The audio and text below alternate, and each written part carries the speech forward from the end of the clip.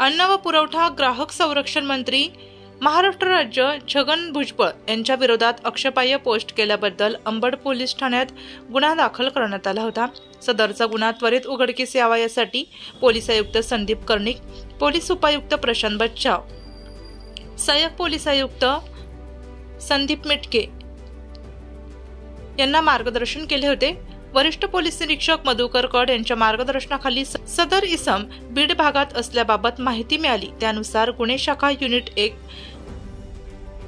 Chetan Shrivant, police हवालदार प्रवीण वाघमारे, राम बर्डे, आप्पा पानवळ, सुखराम पवार आदींचे पथक तयार करून त्यांनी बीड परिसरात जाऊन तेथे आरोपीचा शोध घेतला असता तो नगर आष्टी रोड येथे मिळून आल्याने त्यास ताब्यात घेऊन त्याचे नाव गाव विचारले असता त्याने रवींद्र यशवंत धनक, राहणार साई श्रद्धा कॉलनी, पाथर्डी फाटा, नाशिक असे सांगितले। त्यास उक्त गुन्ह्याबाबत विचारपूस करता त्याने सदरचा गुन्हा केल्याची कबुली दिल्याने त्यास ताब्यात घेण्यात आले आहे। सदर आरोपीस पुढील कारवाई कामी अंबड पोलीस ठाण्यात ताब्यात घेऊन सदर आरोपीस न्यायालयात हजर केले असता दिनांक 3/10/2024 पर्यंत पोलीस कोठडी दिली आहे।